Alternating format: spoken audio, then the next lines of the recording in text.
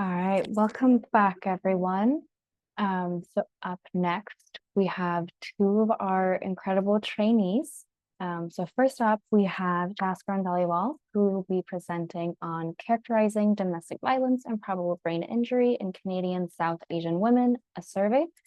Jaskarn Dhaliwal is a third-year medical student at Queen's University. She earned her bachelor's degree in behavioral neuroscience and Asian studies at the University of British Columbia, and then went on to complete her master's degree in interdisciplinary medical sciences at Western University.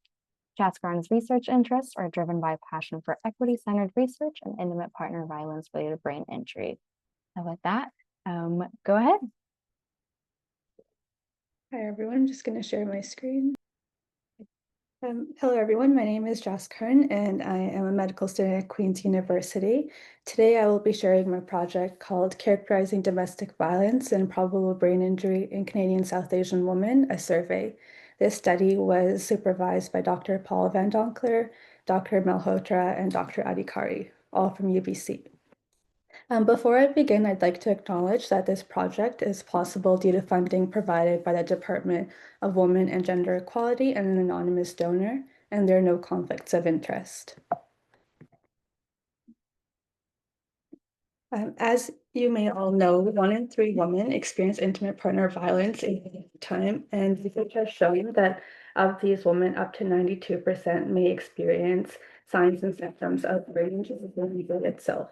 Specifically in Canada, domestic violence is on the rise with a 17% increase from 2018 to 2023. Intimate partner violence is faced by 43% of Canadian women and 29% of visible minority women during their lifetime. It's a leading cause of physical injury to women ages 15 to 44 and contributes to physical and mental challenges. In particular, South Asian women, specifically immigrants, have an identity intersection that necessitates the need to investigate intimate partner violence-related brain injury. Research has shown that intimate partner violence is among the world's highest in South Asia at 35%. This is thought to be influenced by patriarchal norms and the acceptance of wife-beating in South Asian cultures. It's been found that husbands may use domestic violence or intimate partner violence as a vehicle to undermine their wives' autonomy and ensure patriarchal practices are upheld. Many women, when assaulted, may not see this as abuse, as they've been accustomed to believing intimate partner violence is normal. With the South Asian community and immigrants being projected to be the largest visible minority in Canada by 2041, understanding intimate partner violence-related brain injury amongst Canadian South Asian women is very critical. Currently, there's no research looking at intimate partner violence-related brain injury in Canadian South Asian women. Prior research has looked at solely intimate partner violence or domestic violence. In Ontario, showing emotional violence typically be higher than physical violence. Therefore, our study had an aim to fill this knowledge gap. The primary aim was to examine the prevalence of intimate partner violence and probable brain injury in our specific population of interest. We had a secondary aim to explore relationships between intimate partner violence, brain injury, and mental health in survivors. South Asian women have been shown to have poor mental health, 3 times more likely to report poor mental health if they've experienced intimate partner violence, and major causes are interpersonal problems, marital problems, or domestic views. To study these objectives, we used a cross-sectional online survey, which was administered through Qualtrics. Our study was available in English, Punjabi, and Hindi. Our study consisted of a demographic portion, which was followed by the South Asian Violence Screen, also called the SAVS. This is a survey that was created in the United States and was validated against the Index of Spousal Abuse. It's specific to South Asian women. And then we had used the BISA, a modified version, to assess for probable brain injury, the GAD-7 to assess for anxiety, PHQ-9 for depression, and ITQ for complex PTSD and PTSD. Inclusion criteria included South Asian women aged 18 and above who live in BC, and we recruited through social media, shelters, and also shelter newsletters. We had a total of 126 participants access the survey, of which 72 were excluded for primary reasons being a perpetrator being nearby or present or safety concerns which was 70% of the excluded. We had 54 women who were eligible for the study and agreed to participate, and of these, 15 didn't complete the survey aside from the consent process. Therefore, we had a total participant sample of 39, and we had 21 participants complete the SAB survey. The mean age for our participants across the survey was similar in the full sample and the subsample.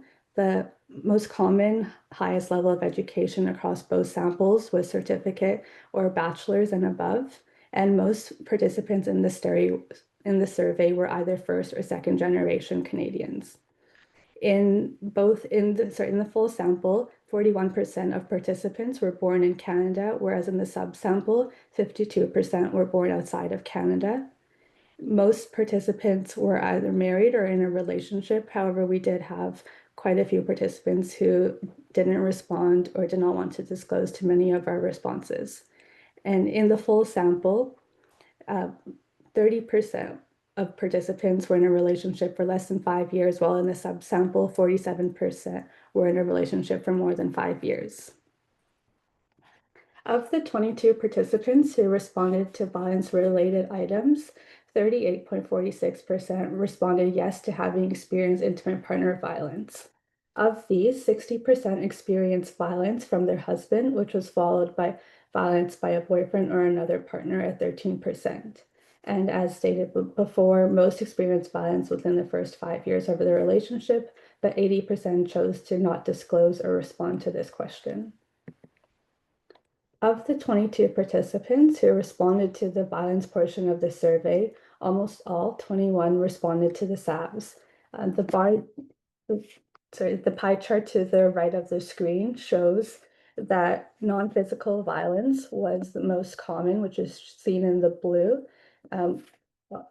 This was experienced by 95% of participants. These categories are not mutually exclusive, so some participants did experience more than one type of violence. And this was followed by physical violence, shown in the green, and then domestic violence, shown in the purple. When looking at the SAVs, the most frequent responses that we had found that participants indicated that occasionally 52% of them had experienced their husband or partner yelling at them for not thinking the housework was done properly. And then this was followed is also 57% occasionally also had their husband or partner make it feel to them that they should always obey him. And then we had 47% occasionally say that their husband or partner punished them by threatening to deport them. In terms of violence, a question asking about hitting, slapping, or kicking, or otherwise physically hurting, 47% rarely found this to be the case, while 23% found this to occasionally be the case, and 28 or above 28% found it to never happen. And in terms of forced marital relationships, 14% responded that this happens frequently, and 42% responded this never happens. When looking at intimate partner violence and brain injury, of the 15 participants who experienced intimate partner violence, 2/3, 10, responded that they had signs and symptoms that are consistent with signs and symptoms of brain injury. In terms of the signs and symptoms that participants may have experienced, these are also not mutually exclusive, so some participants experience more than one. The most common one that we had found was problem remembering things, which was followed by poor concentration, disorientation, or confusion, and then blurred vision, stars or spots, and abnormal vision. Some of the other symptoms are also listed, including petechiae, fatigue, loss of consciousness, dizziness, headache, difficulty breathing, hoarse voice, and then mental health conditions as well. We looked at the SAVs and how it may correlate or be associated with brain injury signs and symptoms. And on the left side of the screen in figure A, we had found that total higher SAV scores were higher in those who also reported strangulation to be present than those who didn't. In figure B, we found that SAV's total scores were associated with signs and symptoms of brain injury, as well as SAV's physical scores were also associated with signs and symptoms of brain injury.